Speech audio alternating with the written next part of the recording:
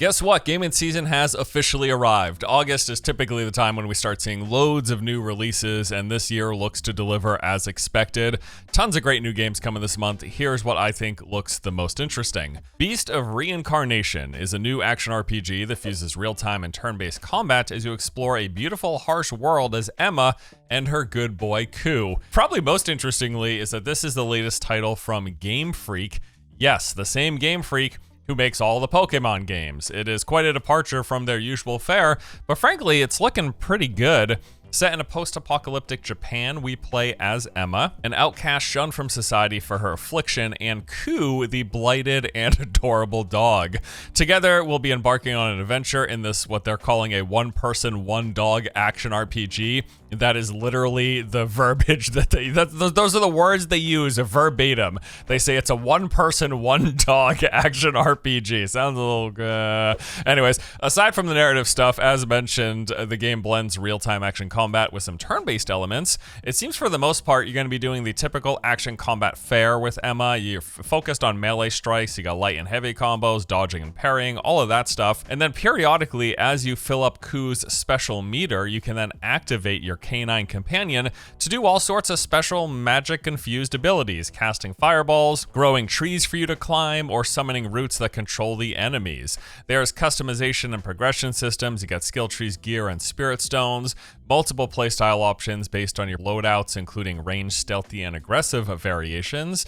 And based on what we've seen from early previews and impression, the game structure is going to blend open zones with linear progression. So you will be exploring these fairly large open spaces, but progressing from one zone to the next has you moving along and at some point reaching breakpoints where you can't go back into older zones. So it's like an overall linear game, but within open spaces, if that makes any sense to you. Yeah, I mean, honestly, it seems pretty cool, and I'm happy to see Game Freak trying something new, branching out, not only with a new IP, but also a whole new style of game.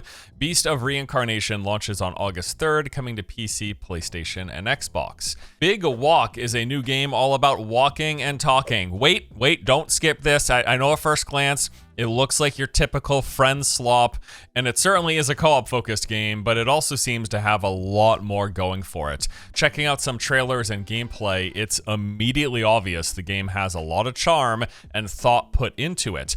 It was at that point I realized the game is being developed by House, the studio that brought us Untitled Goose Game, another, yes, silly, but also charming and very well put together title. So I went from being initially skeptical to now really interested in checking this out. Big Walk is a game primarily all about traversing this landscape, communicating with others, and working together to solve challenging puzzles and bypass all sorts of obstacles. It uses an in-game proximity voice chat system designed to give you a real sense of spatial awareness. Voices will fade across distances, echo down corridors, muffle through walls, and crackle when using walkie-talkies. There's all sorts of tools in-game to help communicate with other players, verbally, of course, via talking next to them or the walkie-talkies or megaphones. But then you've also got things like laser pointers, binoculars, flares, whiteboards, cowbells, and a big golden head, question mark. Much more. Lots of stuff in here, lots of tools at your disposal. So some of this will be used just for the sake of talking when not immediately next to others, but much of the communication tools are needed for solving the various puzzles and bypassing the challenges and obstacles that you come across. This is a big element of the game. Some of these have been showcased in the limited gameplay revealed thus far, and it all seems really interesting and well done. You also have quite a bit of control over your limbs. You can point, wave, and gesture in tons of different ways, which will of course be useful in situations where talking isn't an option, like there being soundproof rooms, which the game has. And the basic gist of the game is you're just trying to make your way across this large open world in whatever fashion and pacing you please. It is handcrafted with a set ending point. It's a cooperative adventure meant to be played start to finish with other people. Speaking of which, the game can be played with as few as 2 people, a focused co-op experience, or as many as 12 people. Also, it supports crossplay online, available across all platforms. I mean, I think this actually looks amazing. Hoping to get a group of friends together to check it out. Big Walk launches on August 4th, coming to PC, PlayStation 5, and Switch 2. Agent 64 is like this fever dream of my childhood and all those summer evenings spent playing GoldenEye with friends. It's not really the genuine article, but it's basically the same thing. It's my mind's reconstruction of that exact experience. And frankly, I'm here for it, dude. I hopped into the demo that's available for like 10 minutes and thought, yep, this is GoldenEye all right. And then I put it away because I got friends actually coming to visit pretty soon, and I want to play through this with them because I just think it'll be hilarious. I mean, even the name is on point. Agent 64 Spies Never Die. Okay. The game is going to feature a 14-mission campaign where you play as Secret Agent John Walter, an elite operative tasked with saving the world from his arch nemesis Dominic Pulp, traversing skyscrapers, nightclubs, museums, catacombs, and snow bases. There's got to be a snow base, right? You can play either solo or via split screen with online co-op. They're going to have 3 difficulty levels, along with Paradox mode that contains over 70 modifiers, things like big heads, melee disarms, slow bullet speeds, and no reloads. And then there is the PvP and what they call arena mode. This too can be done via local split screen or online, with up to 8 players and 8 bots. There is lobby customization of the teams, weapon sets, rules, and other modifiers, and modes include a deathmatch, briefcase, zone, and challenge. Yep, I'm in, dude. Agent 64, Spies Never Die, launches on August 4th, coming to PC via Steam. Also, as mentioned, there is a demo available, so you can check it out right now. Hell Let Loose Vietnam is this large-scale competitive online multiplayer first-person shooter. Over the past few months, I've had numerous occasions where people said, you gotta check this out, you gotta check this out, you gotta check this out. I'm really hoping to finally get to check it out because I think this looks really good. The game does center on large team battles, think Battlefield-esque. So it's 50 versus 50 multiplayer lobbies, takes place across 6 large-scale maps with time of day, weather variants, and extreme terrain to contend with. You can play either as the North Vietnamese Army or the US Armed Forces. There are multiple game modes, including offensive, warfare, and more. It's got emergent gameplay elements that encourage the use of chain of command to build teamwork and deploy a unique set of tactics and weapons for every battle. So there are 17 different battle roles across 6 battlefield units. These include the top of the line, commander. Below that, you got infantry with squad leaders, riflemen, grenadiers, engineers, medics, specialists, and machine gunners. Then there's your recon with the spotters and snipers. Armor includes tank commander and crewman. And then there's helicopter with logistics officer and pilot, and the mortar squad with observer, support, and gunner.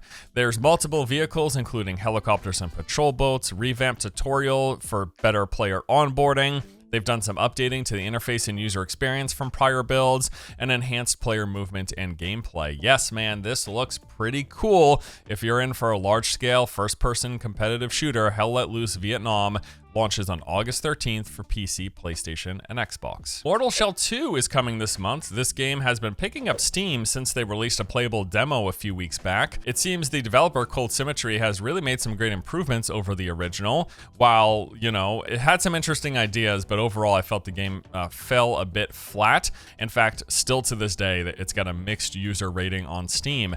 Despite the reception of the original, it does seem they've taken feedback to heart and made good strides, and overall the reception to the demo has been fairly positive. So the game is described as an action RPG set in an immersive, interconnected open world, expansive yet deliberately compact, designed to unfold its twisted landscapes and hidden structures as you progress, very Souls-inspired. Like with the original, you will command the shells of fallen warriors, unlocking their unique abilities to deploy. In addition to the shells, as you explore, you're going to uncover new story elements, powerful and strange weaponry, upgrades, curiosities, and more.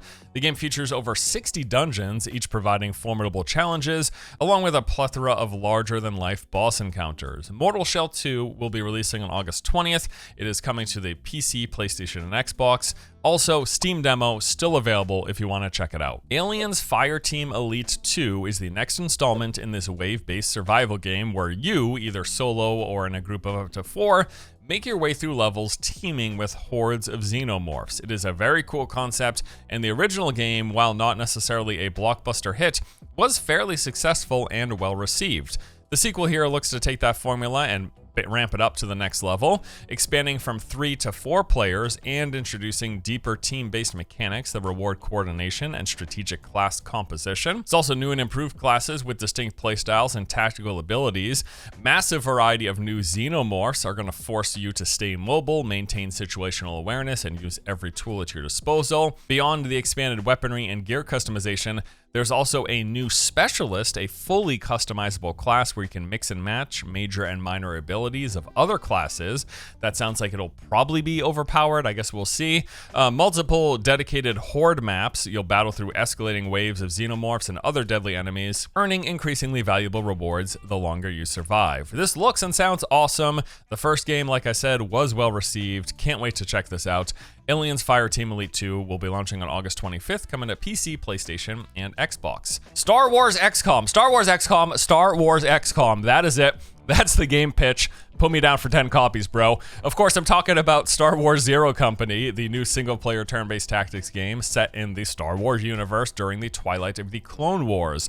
And holy crap, man, I can't wait. I was a massive fan of the original XCOM. It's such a great turn-based strategy game, and Zero Company looks to just be that, plus the Star Wars setting and some more narrative stuff, which whatever. Now, adding to my anticipation here is the studio developing the game. Bit Reactor is made up of a ton of former Firaxis developers, Firaxis being the studio that made the original XCOM. So yeah, man, I am just praying that they deliver here and this turns out great, because the premise alone is exactly something I would love. Now, as of now, we got a few glimpses of gameplay in action via some early trailers, and it's all looking pretty cool. We've seen and know the fact that it's gonna have a full narrative story campaign where we step in the shoes of Hawks, a former Republic officer who now leads Zero Company as they are recruited for an operation that pits them against an emerging threat that will consume the galaxy if left unchecked. Of course it will.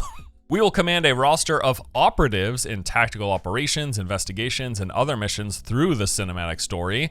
Early trailers show a nice variety of locations, dialogue, and cutscenes. Then, of course, there's the combat. It's the turn-based combat. You move through, you set up, and then you go in order between you and the enemies attacking back and forth. We'll have to strategize and adapt to what they call an ever-shifting battlefield. The operatives that we recruit come in a variety of archetypes. There's things like scoundrels, astromechs, and Jedi, and each have their own arsenal of tactical abilities to choose from. There will also be squad synergy skills that we'll have to try to line up, and then in addition to recruiting original operatives, we can custom make characters, tailoring their appearances, loadouts, and abilities. Looks great. Star Wars XCOM, again, sign me up. I'll take 10 copies. Zero Company, set to release on August 27th for PC, PlayStation, and Xbox. Okay, so those are the new game releases that I'm most anticipating this month, but there's actually quite a few big playtests that I think you should know about. Gears of War E-Day has a multiplayer beta running from August 6th to 10th. Now, those are the early access dates, which will be available to anyone who has Game Pass Ultimate or who pre-orders the game. And then on the following weekend, they will have an open beta where absolutely anybody can play. Now, beyond that, we actually don't have a ton of detail on exactly what the beta will include, other than the fact that it's multiplayer focused. Presumably that means it'll come with a couple of maps and competitive modes. There will be more details available really soon, but as of this recording, there was nothing else revealed. We just know multiplayer playtest, so if you want to check it out, you'll have the chance very soon. Call of Duty Modern Warfare 4 also has an open beta from August 28th to September 1st. There's going to be a pre-order early access a week prior, starting on the 21st.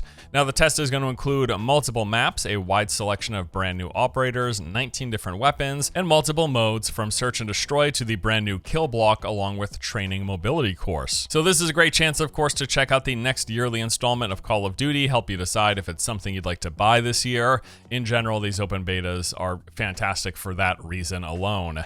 From Software's next big game, the Switch 2 exclusive Duskbloods has a closed network test running from August 21st to the 23rd.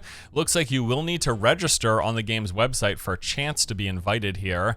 Now, beyond getting to check out the game early, the main goal of this is to test performance and network stability. They do plan to conduct large-scale load testing to put the game through its paces, so expect some network and latency issues, essentially. Beyond that, they are also looking to stress test the multiplayer and take a look at the game's overall balance. Now, according to the press release, the network test for the Duskbloods allows up to 8 players to participate together in each of the multiplayer matches while the game is still in development. Honestly, this game alone could very well be a motivating factor for me picking up a Switch 2. I've got some 2 decades of Nintendo games to catch up on as well, so it might not be a a bad idea, but I actually really like the look of this, and overall the general premise is really neat. All right, so yeah, we got some really exciting new games this month. This of course wasn't an exhaustive list. Like I said, August was jam-packed, but this is the stuff that I'm really most interested in. My priorities are going to be checking out Beast of Reincarnation, see if Game Freak can actually make a good game that's not Pokemon. Big Walk should be a heck of a fun time with some friends. Same goes with Agent 64. And then beyond that, I would really like to play Mortal Shell 2, as I'm in the mood for another Souls-like. Fireteam Elite 2 also seems like a fun time. And yes, dude, Star Wars Zero Company, I expect, so long as this game turns out good, could be something that I get really invested into. Also, I guess if I pick up a Switch 2 this month, maybe I'll try to get into that Duskbloods test. Do me a favor, like and subscribe if you haven't already. I think it's been over a decade since I've asked anybody to do that on the YouTube channel, but apparently it helps. Thank you as always for watching. Hope you enjoy. And also, let me know what big games you're looking forward to this month, because I know there's more than what we covered here. So anything not on my list that you absolutely think worth checking out, let people know below. That is all for today. I'll see you guys in the next one. Take it easy.